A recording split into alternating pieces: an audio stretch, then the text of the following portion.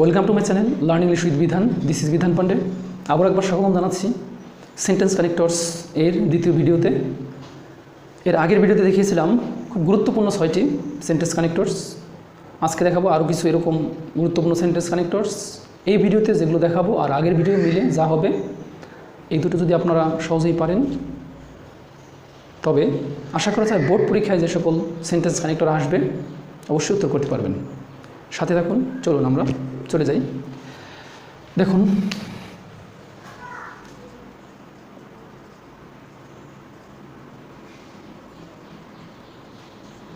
আজকেই প্রথমে যেটা আসবে সেটা হলো মোর ওভার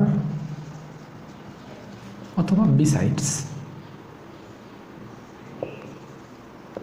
মোর ওভার অথবা বিসাইডস, অর্থাৎ বিসাইডের সাথে এস যুক্ত বিসাইডস। দেখুন, আমি যদি বলি আপনাকে আমি ভাত খেলাম, মাছ খেলাম, মাংস খেলাম, ফুল স্টপ, এছাড়াও পায়েস খেলাম।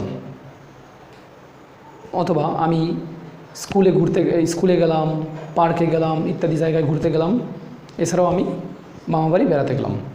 এই যে দেখেন, অতিরিক্ত তথ্য দিতে আমরা এই দুটো যে কোনো একটা ইউজ করবো। তাহলে কি অতিরিক্ত তথ্য?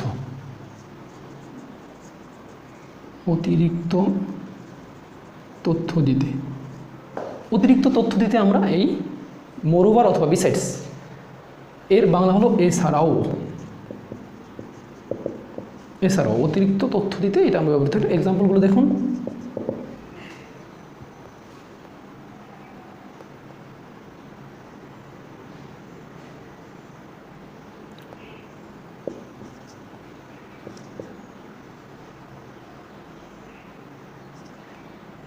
Belal has gone to Dhaka, Khulna and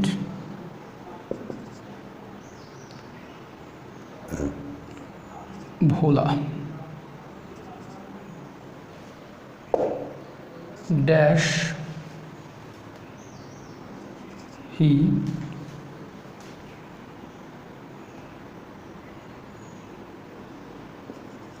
has visited Sundarban, the Sundarban. খেয়াল করুন,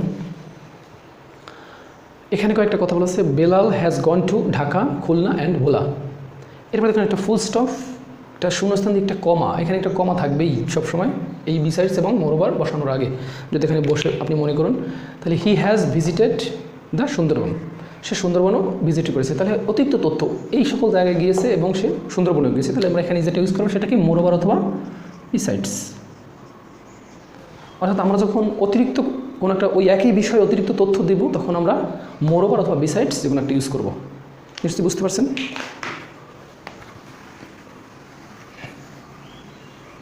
দেখুন, এবার আসবো আমাদের next, on the other hand.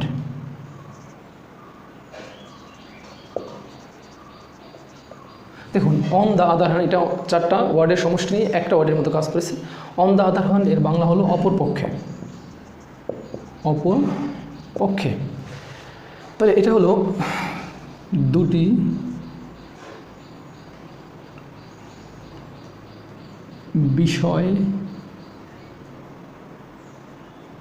বিষয়ের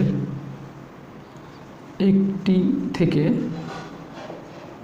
অন্যটিতে গিয়ে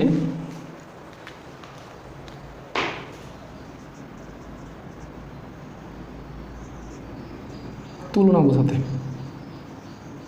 খেয়াল করুন, দুটো বিষয় থাকবে। মনে করুন village life and urban life, দুটো বিষয়, অর্থাৎ গ্রামীণ জীবন এবং শহুরে জীবন। এই দুইটা প্রথমে মনে করেন আপনি গ্রামীণ জীবনে এটা আছে এটা নেই, এরকম একটা বিষয় বললেন।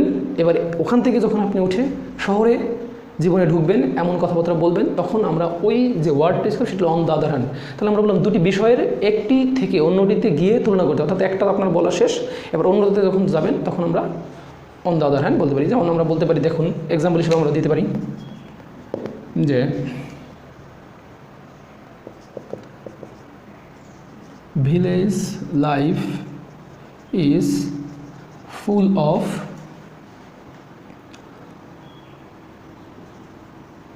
calm and quiet.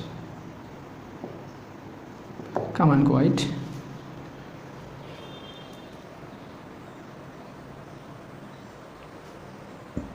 মনে করুন আরও এরকম কয়েকটা লাইন থাকবে ভিলেজ লাইফ ভিলেজ সব। এবার আমরা যে একটা ড্যাশ থাকবে, এরপরে urban life is full of anxiety. এখন দেখুন এই যে আমরা ভিলেজ লাইফ থেকে যখন গ্রামের শহরের জীবনে ঢুকলাম, তখন এই যে এখানে হবে অন দ্য আদার হ্যান্ড। নিশ্চয়ই বুঝতে পারছেন যে অর্থাৎ দুটো বিষয়ের মধ্যে একটা থেকে অন্যটাতে আমরা যাব এবং যখন কম্পেয়ার করব তখন আমরা on the other hand use করব।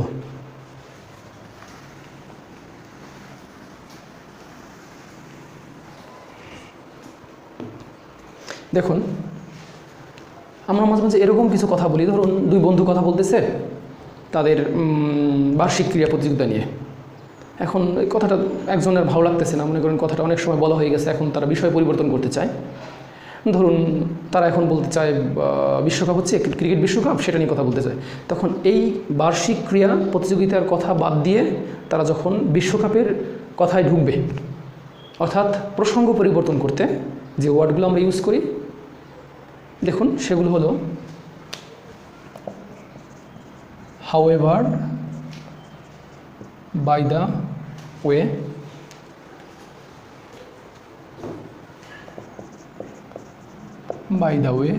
দেখুন এটা কি প্রসঙ্গ পরিবর্তন করতে,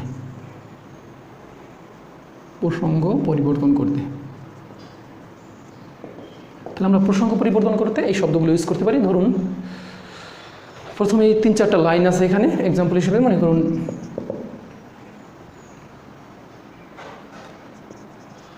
the boy told that the trees of Khulna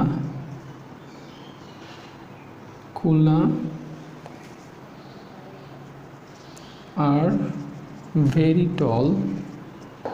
এরকম মনে করেন আরও 3-4টা লাইন দেওয়া আছে। এবার মনে করেন এই বিষয় থেকে তারা অন্য বিষয়ে ঢুকতে চায়। এবার মনে করুন তারা কথা প্রসঙ্গে থেকে বাড়ি চলে আসতে চায়, মনে করেন, অথবা তারা অন্য একটা বিষয় ঢুকতে চায়। তখন বলল the man said that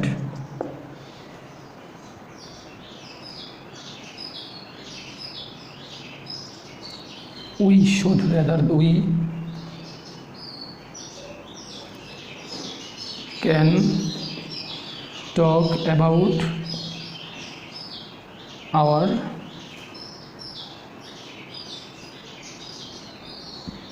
town. খেয়াল করুন ওরা প্রথমে খুলনার গাছ সম্পর্কে কথা বলতেছিলেন, তো যখন ওখান থেকে তারা বলছেন অন্যদের মধ্যে চলুন আমরা আমাদের নিজেদের শহর সম্পর্কে কথা বলি, তাহলে এখানে হবে বাই দ্য ওয়ে। এখন বাই দ্য ওয়ে অর্থাৎ যখন প্রসঙ্গ পরিবর্তন করে তুলনা ছাড়াই, তুলনা করবে না, এখানে জাস্ট প্রসঙ্গ পরিবর্তন করবে, তখন আমরা বাই দ্য ওয়ে অথবা হাউএভার ইউজ করতে পারি।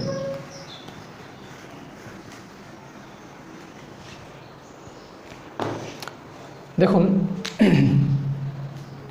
আরেকটা বিষয়, যখন আমরা খুঁজে পাবো না আসলে কী বোঝাচ্ছে, এমন মাঝে মাঝে আমাদের পড়তে হয় যেটা তারা কী বোঝাচ্ছে আমরা বুঝতেছি না, হঠাৎ করে কেমন যেন খাপছাড়া লাগছে, তখন আমরা কয়েকটা শব্দ ইউজ করি। যেমন মনে করেন ইনডিড, ইনফ্যাক্ট, অ্যাকচুয়ালি। দেখুন এই শব্দগুলো আমরা ইউজ করি। এই 3টি শব্দ একটু ভালো করে মাথায় নেন।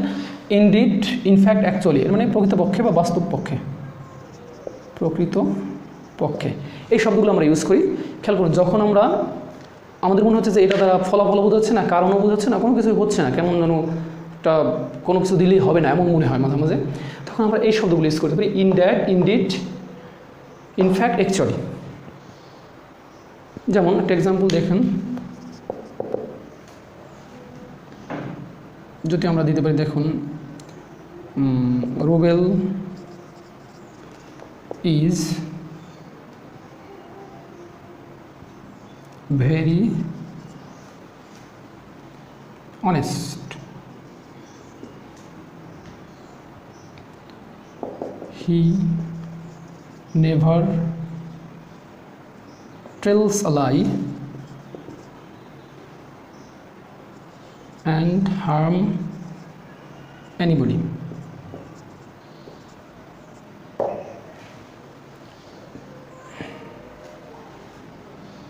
এখন আমরা এখানটা ড্যাশ দিতে পারি এবং লিখতে পারি, একটা কমা থাকবে, হি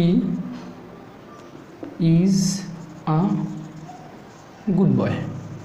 এখন এখানে দুইটা জিনিস, আমরা এখানে ফলো বোঝাচ্ছে, আবার অন্য কিছু দিতে পারি। তাহলে এখানে অ্যাকচুয়ালিও দিতে পারি আমরা, অথবা সো দিতে পারি। কিন্তু খেয়াল করুন, যখন একটা ব্যক্তি সম্পর্কে এভাবে বলা হয়, রুবেল খুব সৎ, সে কখনো মিথ্যা কথা বলে না, কারো ক্ষতি করে না, তাই সে ভালো ছেলে, এটা বলার চেয়ে প্রকৃতপক্ষে সে ভালো ছেলে এটা বলাটা বেশি যুক্তিযুক্ত। তাহলে আমরা এখানে ইনডিড অথবা ইনফ্যাক্ট অথবা অ্যাকচুয়ালি এই শব্দগুলো ইউজ করতে পারি। অ্যাকচুয়ালি এই শব্দগুলো আমরা ইউজ করতে পারি। অর্থাৎ যখন আমরা কোনো সিদ্ধান্তে পৌঁছাবো, এমন হতে পারে যে কখন আমরা কোনো সিদ্ধান্তে পৌঁছাবো, তখন আমরা এই শব্দগুলো ইউজ করতে পারি। তাহলে আমরা লিখতে পারি সিদ্ধান্তে পৌঁছাতে,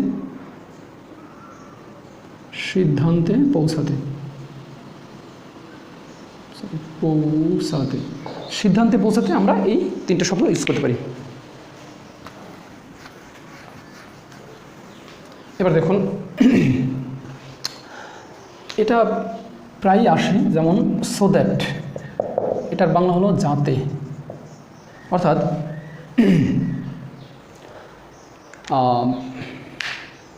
দেখুন, এটা এখানে একটা জিনিস কি, আমরা এমন একটা কাজ করি যেটার ফলাফলস্বরূপ অন্য একটা কিছু পাওয়া যায়। যেমন একটা এক্সাম্পল দিয়ে আমি তারপর লিখছি, এটা দেখুন, we should eat fresh foods dash we can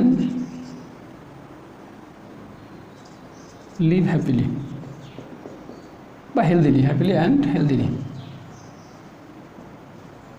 এখন দেখুন, এখানে লেখা আছে we should eat fresh food, আমাদের ভালো খাবার খাওয়া উচিত, যাতে আমরা সুখী এবং স্বাস্থ্যবানভাবে বাঁচতে পারি।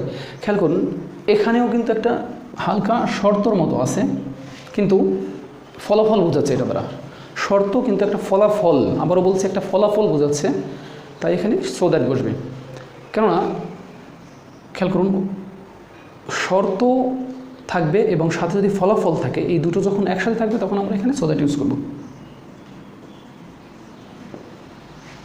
সো দ্যাট হওয়ার আরও একটা দেখুন, এই জায়গাটায় ক্যান অথবা কুড থাকবে। সো দ্যাট হবে কি না এটা নির্ভর করে এখানে ক্যান অথবা কুড থাকার উপরে। অর্থাৎ ক্যান বা কুড যদি এই জায়গাটা থাকে, তাহলে আমরা ওখানে সহজেই সো দ্যাট ইউজ করতে পারবো। তাহলে দেখুন, শর্তযুক্ত ফলাফল বোঝাতে আমরা সো দ্যাট ইউজ করতে পারবো।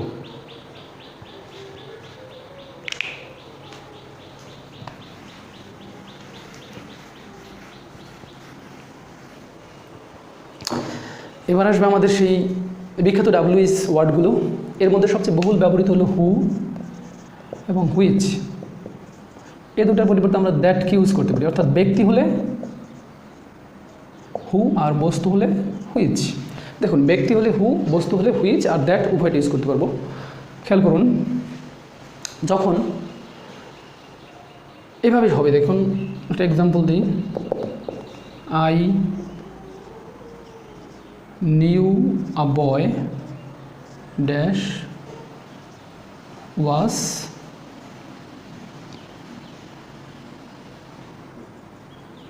অনেস্ট। খেয়াল করুন, এখানে কী দ্বারা শেষ হলো? ব্যক্তি দ্বারা শেষ হলো। আর সাথে সাথেই যদি দেখুন শূন্যস্থান থাকার পরেই ভার্ব, তাহলে এটা হু হবে। অর্থাৎ এই হু দ্বারা এই বয়কেই নির্দেশ করা হচ্ছে, কে? এই বালকটি। তাহলে ব্যক্তি দ্বারা এখানে শেষ হলে এটা হু হবে। কিন্তু এবার যদি বস্তু দ্বারা শেষ হয়, দেখুন I bought a pen dash dash was red. তো দেখুন এখানে কী দ্বারা শেষ হচ্ছে? এটা বস্তু, তাহলে এখানে হবে which.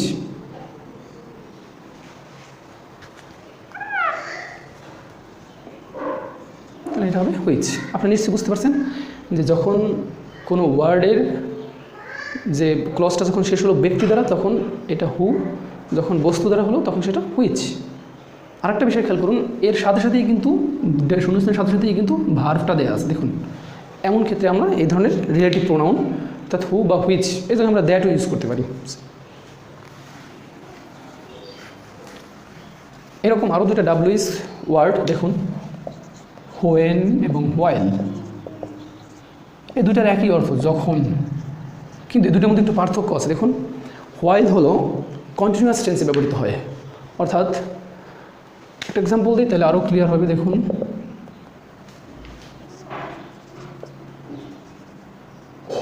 the rain started, he came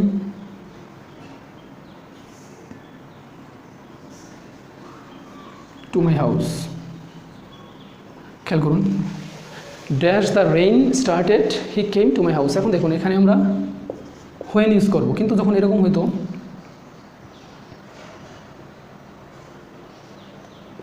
dash he was crossing the road, a truck, a speedy truck ran over him. খেয়াল করুন তাহলে এই জায়গাটা আছে কন্টিনিউয়াস। এবার আপনাকে হোয়েন একই অর্থ, যখন সে রাস্তা পার হচ্ছিল একটা গতিশীল ট্রাক তাকে চাপা দিয়ে গেল, কিন্তু এখানে যখন অর্থেই হয়, কিন্তু হোয়েন দিলে এখানে হবে না, এখানে কী দিতে হবে হোয়াইল। অর্থাৎ কন্টিনিউয়াস টেন্স যখন থাকবে প্রেজেন্ট অথবা পাস্ট তখন আমরা এটাকে হোয়াইল ইউজ করব, ঠিক আছে। আবারও দেখুন কন্টিনিউয়াস টেন্স অথবা যদি ভার্ব প্লাস আইএনজি থাকে, এর আগে ড্যাশ থাকে, যদি এরকম থাকতো দেখুন ড্যাশ, মনে করুন যদি থাকে cutting a tree, he saw a snake. এখন দেখুন এখানে যদি যখন সে গাছটি কাটতেছিল তখন সে একটি সাপ দেখলো, তাহলে এখানে হোয়েন দিলে হবে না, হোয়াইল। অর্থাৎ ভার্ব প্লাস আইএনজি এবং কন্টিনিউয়াস টেন্স এর পূর্বে যদি এরকম ড্যাশ থাকে তখন আমরা এখানে হোয়াইল ইউজ করবো, আর বাকি সব ক্ষেত্রে হোয়েন ইউজ করবো। নিশ্চয়ই বুঝতে পারছেন হোয়েন এবং হোয়াইলের পার্থক্যটা। ওকে,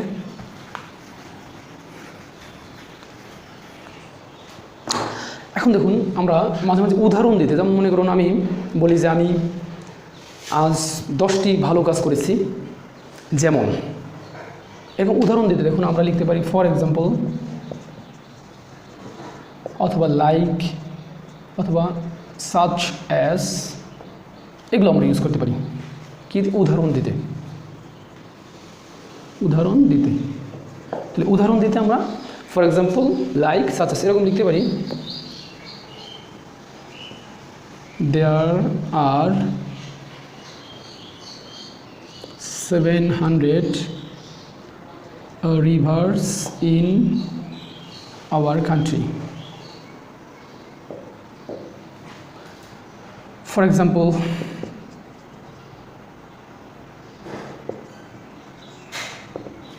ফর এক্সাম্পল হিসেবে আমরা ইউজ করতে পারি দ্য পদ্মা, সরি দেয়ার আর মনে করুন 10 big cities in our country. There are 10 big cities in our country. তো ফর এক্সাম্পল আমরা ইউজ করতে পারি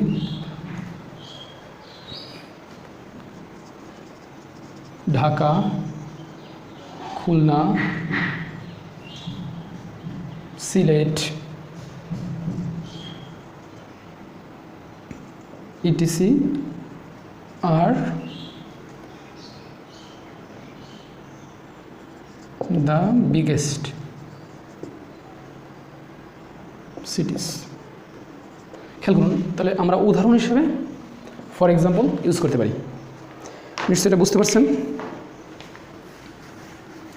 দেখুন এত সময় আপনাদের সাথে বহুল ব্যবহৃত এবং প্রত্যেকটা ওয়ার্ডই অনেকবার বিভিন্ন বোর্ড পরীক্ষায় এসেছে এমন গুরুত্বপূর্ণ কানেক্টরসগুলো নিয়ে আলোচনা করলাম। তো মনে হচ্ছে আপনার এর ব্যবহার, এই কয়টি কানেক্টরসের ব্যবহার যদি সঠিকভাবে শিখতে পারেন তাহলে পরীক্ষায় যে সকল কানেক্টরস আসবে সবগুলি আপনারা সহজেই পারবেন। তো আশা করি এই ক্লাসটি থেকে আপনারা উপকৃত হবেন, আর আপনারা যদি উপকৃত হন তাহলে আমার সার্থকতা। আজকের ভিডিও এ পর্যন্তই, দেখা হবে পরবর্তীতে অন্য কোনো ভিডিও নিয়ে। ভালো থাকুন, সুস্থ থাকুন।